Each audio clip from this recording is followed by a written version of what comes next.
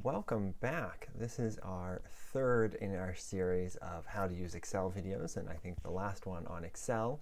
There'll be another one on using word equations and stuff that I will do in just a little while. So we've learned just the basics about how to stick data into Excel, how to make some charts, how to make sure those charts are pretty, and the really concept of calculate once, reference many times. Because we really don't want to be copying things around Excel. Because if we change something, if something gets updated, altered, or whatever, we want to make sure that Excel is doing all those calculations for us all over again.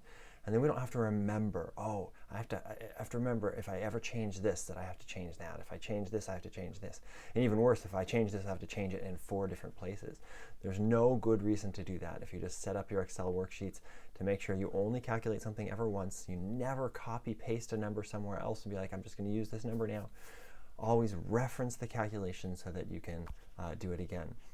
So what I have here is using this data that we have, I have a table that I want to summarize a bunch of information about my experiments and my trials. And so I've made a few column headers, and you'll notice here that they're a little bit small, or they aren't fitting quite right. So if I do my little double click thing, I can get my column sizes to be just about right. So I have 1, 2, 3 experiments. I only have 1 trial of each of them for now, so I'm going to put that in there. A naught. It's very tempting to be like, well, let me just put in my initial concentration that I got from my notebook or whatever like that.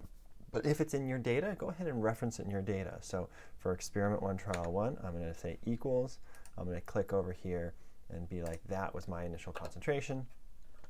And then I can't fill this down, unfortunately, because of the way it's set up. There's ways you can do that, but it's a little more complicated than it's worth for such small things. So I'm just going to reference it each time. Equals this guy, and then equals this guy. So there we go. There's our initial concentrations. Now we're going to get the slopes from each of those. And I already set it up in my data sets here that I used the slope function, and I said slope is equal to all the y's and all the x's. And notice how I used the column notation. I used B to B and A to A. So I just selected those whole columns because Excel knows to ignore the text things in there, and it knows to ignore data that doesn't exist. So it's just going to take the slope of all the data for that. Now, it turns out this data may or may not be very linear.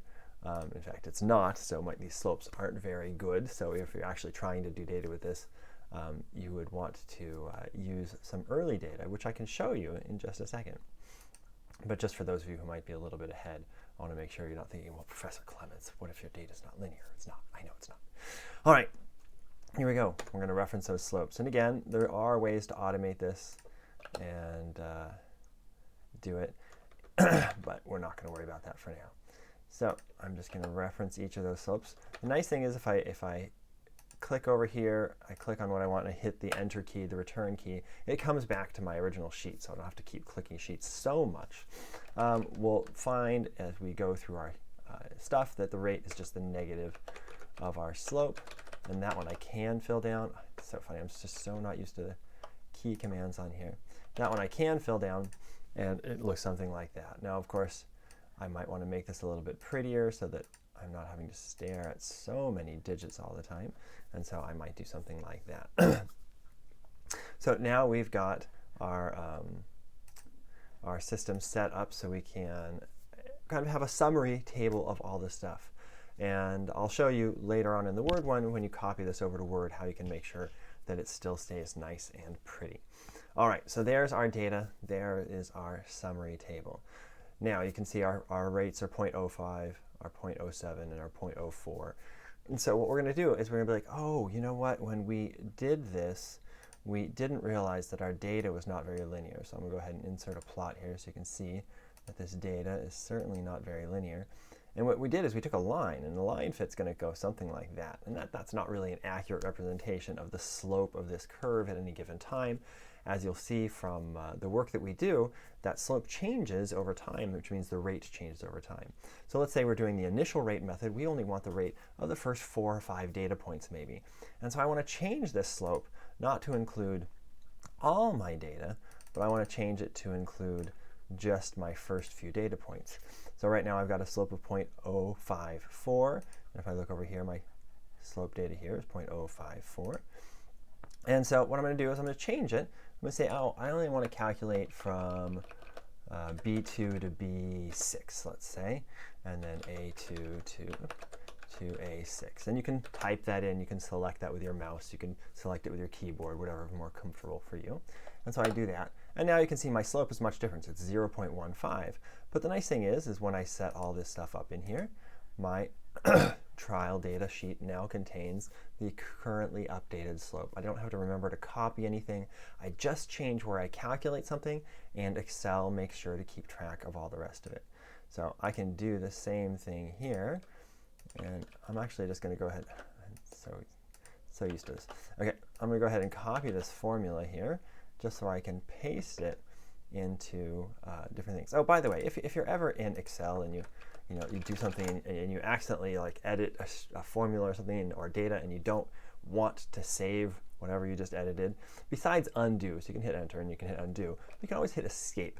And if you hit escape, it undoes whatever you just did in there and goes back to what you had when you started that cell. Okay, so I'm going to go ahead and just copy that formula over to my other trials. Now, you might want to put all three of those trials on one sheet, and that's possible too. I have them on just 3 sheets because that's kind of how the computer gave them to me. The computer often gives one trial, one document, and so I just kind of kept that. But you could arrange things in a different way if you really wanted to. You just have to keep very good track of what you're doing. So now I've got these new slopes, and lo and behold, I've got these new slopes here. And you'll notice I did reference directly the slope here on my chart, and then made a rate being the negative of that. That was kind of on purpose. I always like to have a little bit where I reference things directly and then I do calculations with them, just so I don't have numbers that, so I can double check my work. So I can look and be like, okay, that slope does correspond to that slope that I thought it was, and I don't have to be like, oh, let me do this calculation to make sure that it's corresponding to what I think it is. Personal preference is not important. All right, so now I've got this table, and it's referencing those things. When I update those things, it automatically updates this table, and it's really cool that way. All right, one other thing I want to talk about is the use of constants. When we do calculations, so here this is this Arrhenius plot, and this Arrhenius plot gave me a slope of minus 6,473.78. And it turns out we're going to find when we do our work that if you want to calculate the activation energy from an Arrhenius plot, you're just going to take this number, actually the negative of that number, and you're going to multiply by 8.314, and that gives you your activation energy in units of joules per mole. Now, this is a very, very simple formula, so in this case, it probably doesn't make too much of a difference. But when you have constants like 8.314, when you have other constants like you've got, my brain's doing, but there's sometimes equations where there's 3 constants, 4 constants, 5 constants, and the equations can get fairly long, and it's very difficult sometimes to pay attention to what's the important part, what's the data part, and what's just the constant part. So one thing I do a lot of the times when I'm doing a lot of calculations is instead of just typing in that 8.314 as a number, what I'll do is I'll make a table of constants somewhere. In this case, I made a sheet called constants, and I'm just going to put the gas constant in joules as 8.314, and this is joules per Kelvin mole. I've now got, a easy to look up thing, and so I can reference that value in my things. I could go back here to the Arrhenius plot, and instead of saying times 8.314, I can say times, and then I'd have to do over here to my constants and click on that number. But then I have to remember that if I filled, it's so funny, if I fill down, then it's not going to do that because it's going to now go to constants B3, which is not what I wanted. And so there's all sorts of issues associated with that. But one thing I can do, instead of referencing a particular cell, what I can do in Excel is I can name things. So here I've got this label over here, and I've got this number here. And so what I'm going to do is I'm going to go over back to my constants table. And again, this is more of a contrived example because this one's so easy that you're never going to actually use it this way. So I'm going to go over click on my number, and I'm going to click on Formulas tab, and then Define Name. When I define name, it actually, if you set things up properly, it'll actually take the name from the cell next to it, so it's going to call it gas constant in joules. And now this number 8.314 is defined as this constant, gas constant joules. So if I go back over here to my Arrhenius plot, in my formula, instead of saying constants B1 or 8.314, I can write gas constant J. And you can see it actually comes up as an auto fill, gas constant J. You press tab to get the autofill. And now this is nice because now my formulas look a little more human readable, right? So it's G2, whichever that is, times the gas constant. Oh, okay, I'm just using the gas constant in this formula. Again, very contrived example since we only have one constant that everyone knows pretty well.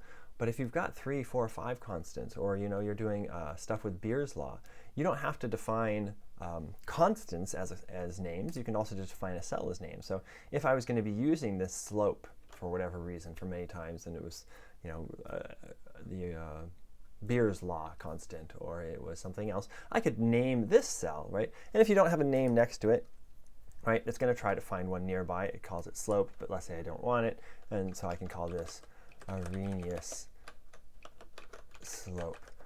I don't believe you're allowed to use spaces in your name, so I use underscores and things like that when I want spaces. So now I can use anywhere I want. In any of my tabs down here, I can use Arrhenius slope if I ever want to reference that. And it can change. So Arrhenius slope, if this number changes, Arrhenius slope will change. So it doesn't have to be a constant, but I do often personally use it for things that are constant, but as well as other things. So naming stuff, really good way of managing very large data sets where a lot of things are happening. You have a lot of very complicated formulas. Okay. So we've seen all sorts of different things that we can do in Excel. And this is some of the more kind of, I wouldn't call it advanced at all, but thoughtful ways of organizing and managing our data. Again, if you have any questions on what to do in Excel, how to put your data in and stuff, I'm happy to go over those kind of things with you, because I think that learning good data management is really important, because no matter what you plan on doing with your scientific life, you are probably going to have to manage quite a bit of data. Thanks so much. Bye.